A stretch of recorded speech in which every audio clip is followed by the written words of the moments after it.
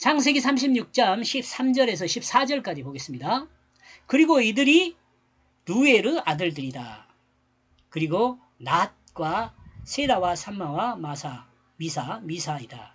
이들은 에서의 아내 비스맛의 아들이들이다.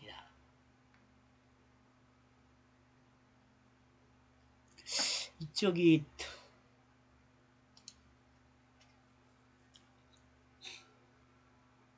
하나님이 하나님의 백성들의 자녀를 낳을 때 낳게 만들었다 이렇게 이야기하는데 여기는 아들들이다. 비스맛의 아들들이다. 이렇게 이야기를 한다는 점도 우리가 좀 생각을 해봐야 돼요.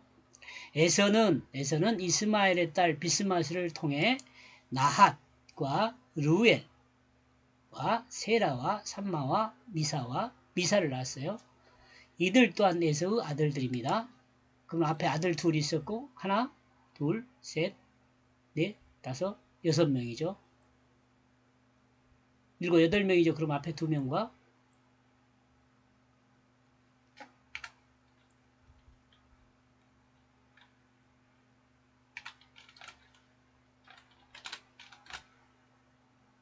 아, 6명. 재물의 삶의 중심이 있는 에서의 자손들은 향기나고 조용한 하나님의 친구에서 공포로 황폐화되고 바위처럼 굳어졌다. 이 내용을 정리하면 이렇다는 거예요.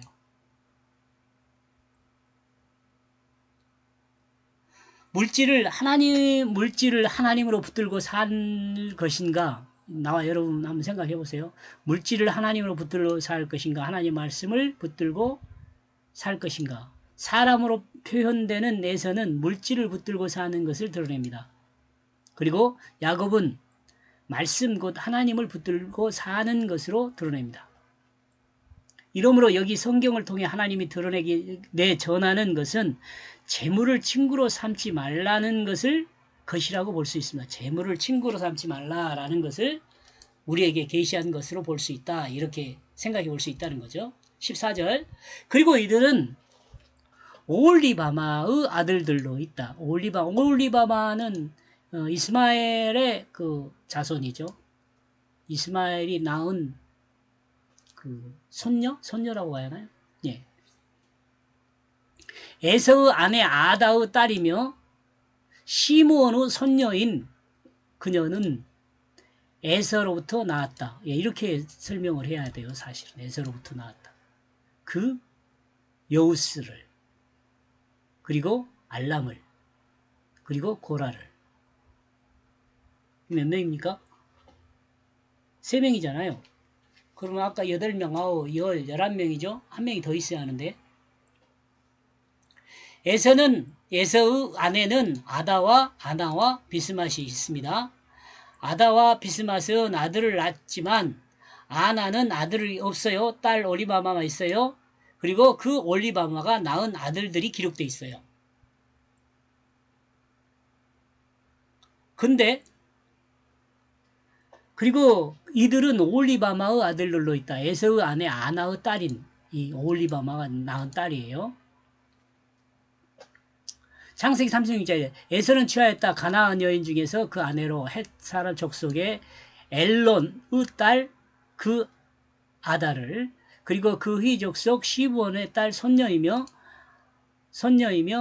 아나의 딸 올리바마를 이 아내로 취한 거죠. 에서가 취하였다. 가나안 중에서 아내로 헷 족속 엘론의 딸 그 아다를 그리고 그 휘 족속 손녀이며 아나의 딸 올리바마를 여러분 좀 뭔 말인지 알겠어요? 이 올리바마가 누구예요? 아나의 딸이잖아요. 아나의 딸이에요. 근데 아나는 누구의 아내예요? 에서의 아내예요. 근데 이 올리바마가 에서의 아내가 됐어요. 근데 이거 딸과 같거든요. 딸. 이게 설명을 하고 있는지 모르겠습니다. 예, 한번 봅시다. 이제 여기 이 사람들의 족보를 보면 참 머리가 아파요. 머리가 아파. 머리가 아파. 그 하나님 말씀을 벗어난 사람들이 어떻게 살았는지를 이렇게 드러내 주는 것 같아요. 이 내용들을 보면. 이처럼 창세기 36장 2절에서 올리바마가 에서의 아내로 되어 있습니다. 그러나 창세기 36장 14절에서는 올리바마는 에서의 아내 아나가 낳은 딸입니다. 뭔 말인지 알겠죠?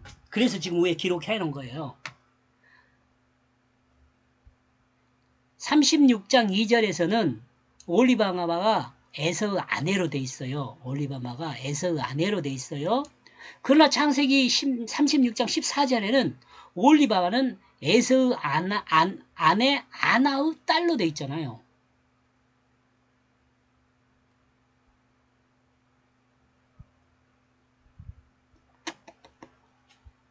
봅시다.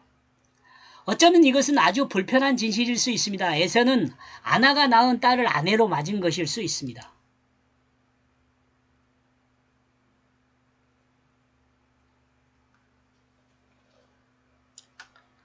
야곱의 딸은 디나가 있고 에서의 딸은 올리바마가 있습니다.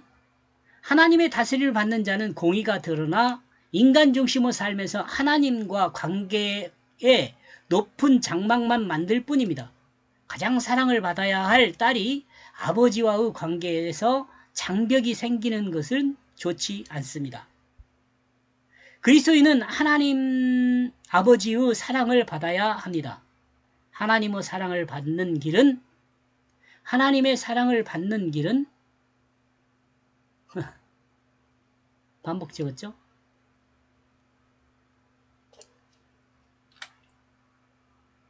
하나님 말씀의 다스림을 받는 것입니다. 하나님 말씀이 자신의 몸을 사용하게 되면 그는 하나님의 공의가 드러나게 됩니다.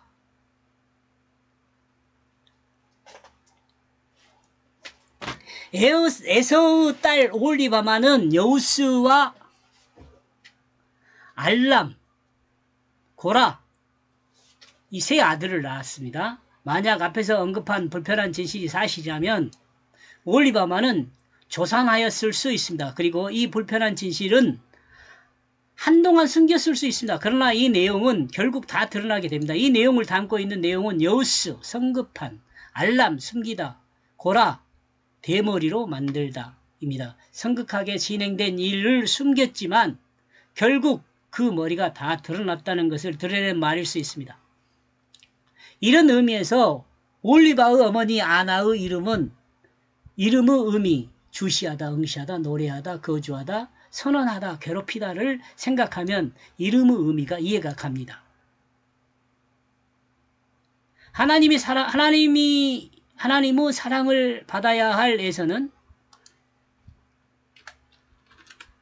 하나님의 사랑을 받아야 할 에서는 가나안을 서둘러 떠나 숨었지만 그 머리는 드러나게 되었습니다. 육체의 정욕을 따라 물질을 챙겨 가나안을 떠났지만 결국 이 땅에 하나님의 눈에서 벗어날 수는 없었습니다. 그러므로 지혜로운 사람은 하나님의 눈에서 벗어나려는 수고는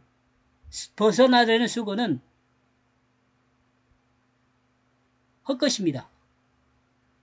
이러므로 하나님 눈에서 벗어날 생각을 하지 말고 하나님 앞에서 하나님 말씀에 사람이 되는 것이 가장 지혜로운 사람이라고 볼 수 있습니다.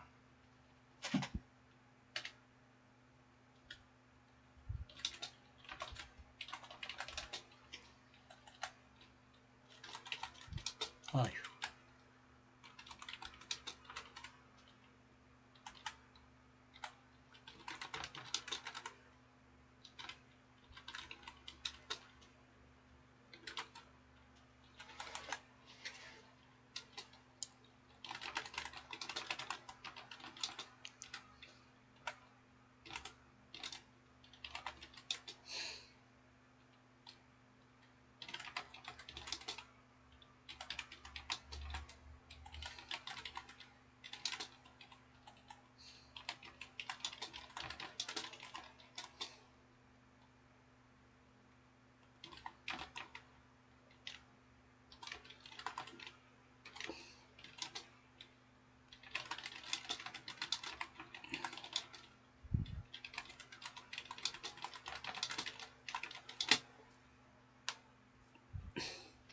이 불편한 내용이 사실이라면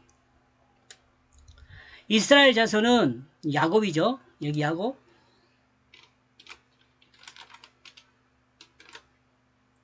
루벤이 아버지 첩 비라를 범한 내용이 있고 에서는 자신의 딸을 범한 불편한 내용이 있습니다. 고대니까 아무튼 그러네요.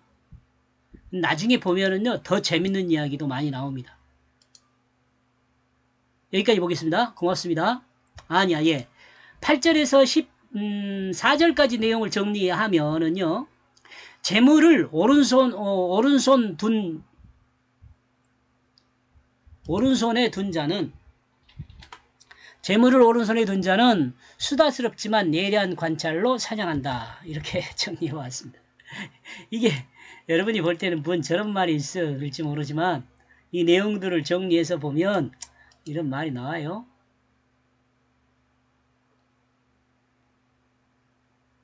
여기까지 보겠습니다. 고맙습니다.